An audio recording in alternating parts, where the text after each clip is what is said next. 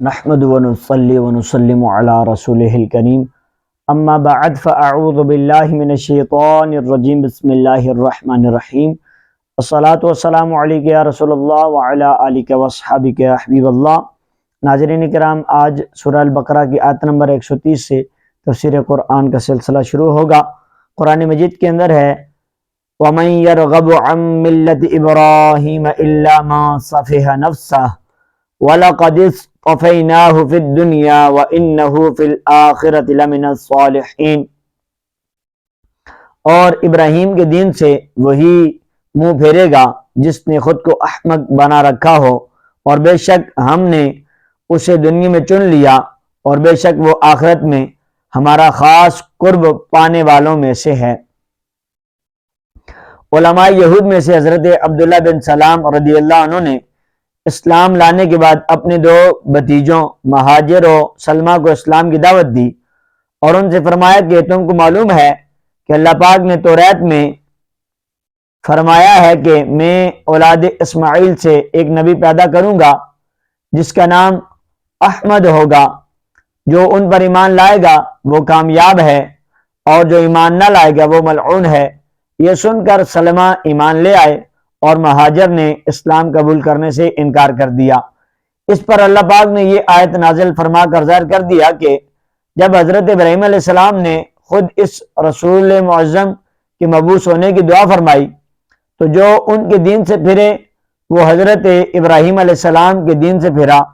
اس میں یہود و نصارہ اور مشرکین عرب پر اشارتاً کلام ہے، جو اپنے آپ کو فخر کے طور پر حضرت ابراہیم علیہ السلام کی طرف منسوب کرتے تھے کہ جب یہ لوگ دین ابراہیمی سے پھر گئے تو پھر ان کی عظمت و شرافت کہاں رہی۔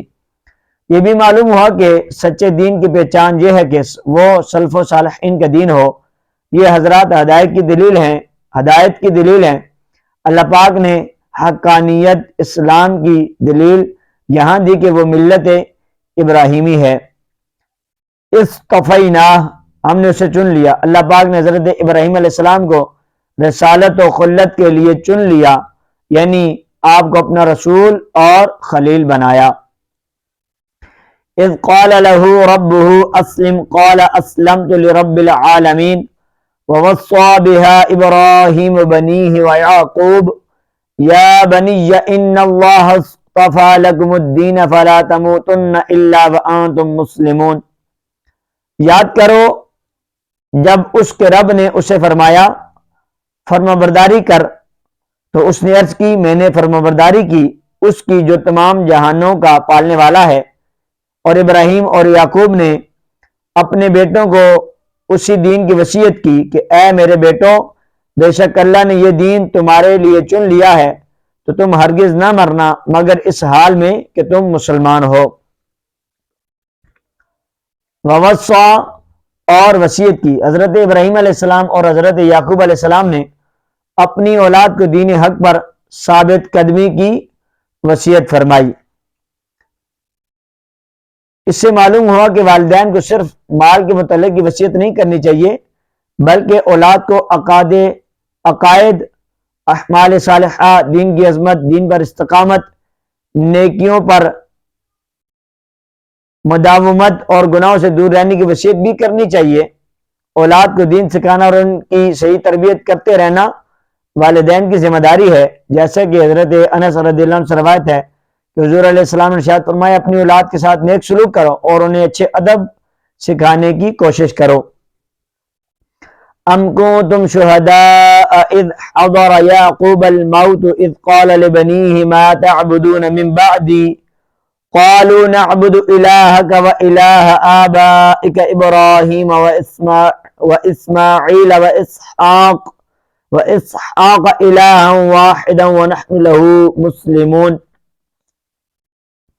اے یہودیو، کیا تم اس وقت موجود تھے جب یعقوب کے وصال کا وقت آیا، جب انہوں نے اپنے بیٹوں سے فرمایا اے بیٹوں میرے بعد تم کس کی عبادت کرو گے؟ تو انہوں نے کہا ہم آپ کے معبود اور آپ کے آباء و اجداد ابراہیم اور اسماعیل اور اسحاق کے معبود کی عبادت کریں گے جو ایک معبود ہے اور ہم اس کے فرمانبردار ہیں۔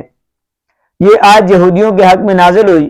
انہوں نے کہا تھا کہ حضرت یعقوب علیہ السلام نے اپنی وفات کے روز اپنی اولاد کو یہودی رہنے کی وصیت کی تھی، اللہ پاک نے ان کے اس بہتان کے رد میں یہ آیت نازل فرمائی۔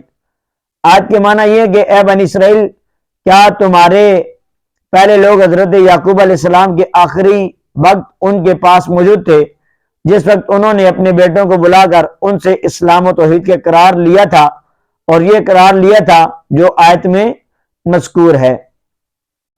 حضرت اسماعیل علیہ السلام کو حضرت یعقوب علیہ السلام کے آبا یعنی باپوں میں داخل کیا، حالانکہ آپ علیہ السلام حضرت یعقوب علیہ السلام کے حقیقی والد نہ تھے، یا اس لیے کہ آپ علیہ السلام ان کے چچا ہیں، اور چچا بمنزلہ باپ کے ہوتا ہے جیسا کہ حدیث پاک میں ہے۔ اور آپ علیہ السلام کا نام حضرت اسحاق علیہ السلام سے پہلے ذکر فرمانا دو وجہ سے ہے، ایک تو یہ کہ آپ حضرت اسحاق علیہ السلام سے 14 سال بڑے ہیں، دوسرا یہ کہ آپ سید عالم صلی اللہ علیہ وسلم کے آبا میں سے ہیں۔ تلک امت قد خلت لها ما کسبت ولکم ما کسبتم ولا تسألون عما كانوا يعملون، وہ ایک امت ہے جو گزر چکی ہے، ان کے اعمال ان کے لیے ہیں اور تمہارے اعمال تمہارے لیے ہیں، اور تم سے ان کے کاموں کے بارے میں نہیں پوچھا جائے گا۔ جب یہودی دلائل میں عاجز ہو جاتے تو آخر کار کہہ دیتے کہ اگر ہمارے عقائد و اعمال غلط بھی ہوئے تو ہمارے باپ داداؤں کے اعمال ہمارے کام آ جائیں گے اور ہماری نجات ہو جائے گی۔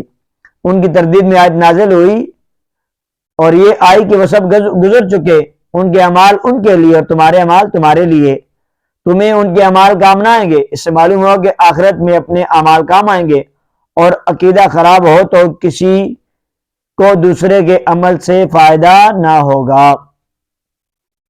وَقَالُوا كُونُوا هُودًا أَوْ نَصَارَىٰ تَهْتَدُوا قُلْ بَلْ مِلَّةَ إِبْرَاهِيمَ حَنِيفًا وَمَا كَانَ مِنَ الْمُشْرِكِينَ، اور اہل کتاب نے کہا یہودی یا نصرانی ہو جاؤ، ہدایت پا جاؤ گے۔ تم فرماؤ ہرگز نہیں، بلکہ ہم تو ابراہیم کا دین اختیار کرتے ہیں جو ہر باطل سے جدا تھے اور وہ مشرکوں میں سے نہ تھے۔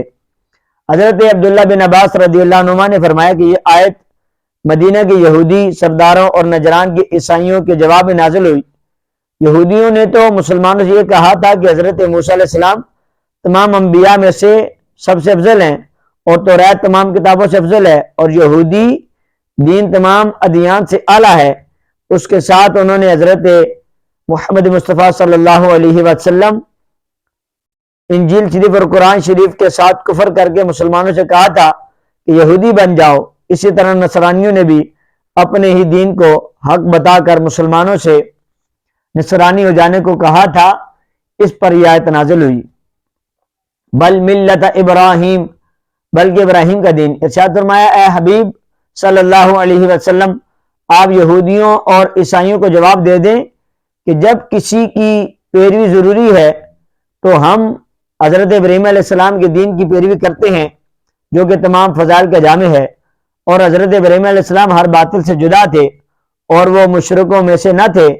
اس میں اشارتاً یہودیوں، عیسائیوں اور ان کے تمام لوگوں کا رد کر دیا گیا جو مشرک ہونے کے باوجود ملت ابراہیمی کی پیروی کا دعویٰ کرتے تھے کہ یہ لوگ اپنے آپ کو ابراہیمی بھی کہتے ہیں اور شرک بھی کرتے ہیں، حتیٰ کہ ابراہیمی وہ ہے جو حضرت ابراہیم علیہ السلام کے دین پر ہو، اور حضرت ابراہیم علیہ السلام مشرک نہ تھے۔ جب کہ تم مشرک ہو تو ابراہیمی کیسے ہو سکتے ہو، کیسے ہوگے؟ اس آیت سے دو مسئلے معلوم ہوئے، ایک یہ کہ حضرت ابراہیم علیہ السلام کو اللہ پاک نے وہ مقبولیت عامہ بخشی ہے کہ ہر دین والا ان کی نسبت پر فخر کرتا ہے۔ دوسرا یہ کہ صرف بڑوں کی اولاد ہونا کافی نہیں جب تک بڑوں کے سے کام نہ کرو، یعنی کہ جب تک جو بڑوں نے اچھے کام کیے، صحیح العقائد جو تھے، ویسے اگر ہمارے عقائد و نظریات نہیں ہو جاتے تو اپنے بڑوں کی طرح نہیں ہو جاتے تو تب تک ہمارا صحیح ہو جانا یا کسی کا بھی صحیح ہو جانا ضروری نہیں ہے کہ بھائی ہمارے بڑے باپ دادا تھے۔ بھائی آپ کے باپ دادا کا جو عقیدہ تھا آپ بھی ویسا اپنا عقیدہ بناؤ، پھر آپ درست ہوگے۔ ناظرین کے نام، آج آپ نے سورہ البقرہ کی آیت نمبر 130 سے 135 تک کی آپ نے تفسیر سماعت فرمائی۔ کل اگلی ویڈیو میں اگلی تفسیر کے ساتھ پھر حاضر ہوں گا، تب تک اجازت، السلام علیکم ورحمۃ اللہ وبرکاتہ۔